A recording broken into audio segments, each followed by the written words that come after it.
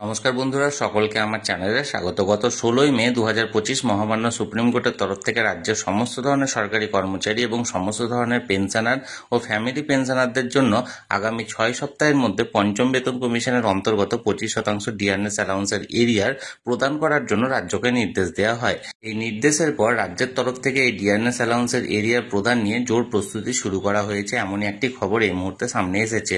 কি সেই খবরে কি বলা হয়েছে সকল কিছু আজকের ভিডিওতে বিস্তারিতভাবে আলোচনা করব। ভিডিওটি অত্যন্ত গুরুত্বপূর্ণ, তাই প্রথম থেকে শেষ পর্যন্ত অবশ্যই ধৈর্য সহকারে দেখবেন এবং ভালো লেগে থাকলে অবশ্যই একটি লাইক করবেন এবং সকলের সঙ্গে শেয়ার করবেন।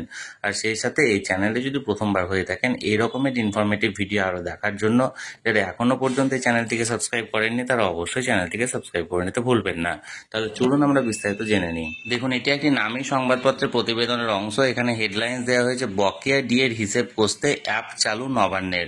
এখানে যে মূল প্রতিবেদনটি দেওয়া হয়েছে সেই মূল প্রতিবেদনে বলা হয়েছে যে রাজ্যকে যে 6 সপ্তাহ সময় দেওয়া হয়েছিল মহামান্য সুপ্রিম কোর্টের তরফ থেকে, এবং সেই 6 সপ্তাহের মধ্যে বকেয়া 25% ডিআরএস অ্যালাউন্সের এরিয়া প্রদান করার জন্য নির্দেশ দেওয়া হয়েছিল।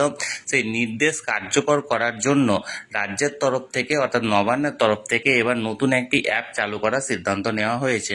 অর্থাৎ এই অ্যাপটি চালু করা হলে আগামী সপ্তাহ থেকে এই অ্যাপটি চালু করা হলে সমস্ত ধরনের সরকারি কর্মচারী এবং সমস্ত ধরনের পেনশনার এবং ফ্যামিলি পেনশনারদেরকে মানে এই অ্যাপটিকে ডাউনলোড করতে হবে। এই অ্যাপটি ডাউনলোড করার পর এই অ্যাপে যে নির্দিষ্ট তথ্যগুলি আছে অর্থাৎ সমস্ত এমপ্লয়ি এবং সমস্ত পেনশনারদের তথ্য ইনপুট করার পর সেই অ্যাপ অনুযায়ী তাদের সমস্ত ডিআরএস অ্যালাউন্সের এরিয়ারের ক্যালকুলেশন করা হবে এবং এই ক্যালকুলেশনটি অটোমেটিক মানে যে হেড অফ দ্য ডিপার্টমেন্ট সেই হেড অফ দ্য ডিপার্টমেন্টে সাবমিট করা হবে, অর্থাৎ অটোমেটিক চলে যাবে। এবং এইভাবেই এই যে 25% ডিআরএস অ্যালাউন্স, এই ডিআরএস অ্যালাউন্সের এরিয়া প্রদান করার বিষয়ে পদক্ষেপ গ্রহণ করা হয়েছে। যদিও এটি কোনো অথেন্টিক সোর্স নয়, এটি একটি নামী সংবাদপত্রের প্রতিবেদনের অংশ, তবুও যেহেতু এই খবরটি জারি করা হয়েছে সেহেতু আমি আপনাদেরকে শেয়ার করলাম।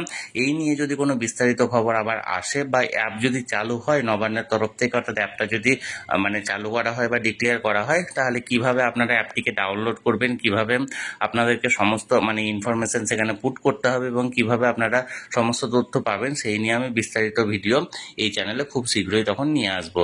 আপাতত এই ভিডিওটি ভালো লেগে থাকলে অবশ্যই একটি লাইক করুন এবং সকলের সঙ্গে শেয়ার করুন। আর সেই সাথে এই চ্যানেলে যদি প্রথমবার হয়ে থাকেন এই রকমের ইনফরমেটিভ ভিডিও আরও দেখার জন্য, যারা এখনো পর্যন্ত এই চ্যানেলটিকে সাবস্ক্রাইব করেননি তারা অবশ্যই চ্যানেলটিকে সাবস্ক্রাইব করে রাখুন। ধন্যবাদ, দেখা হচ্ছে পরের ভিডিওতে।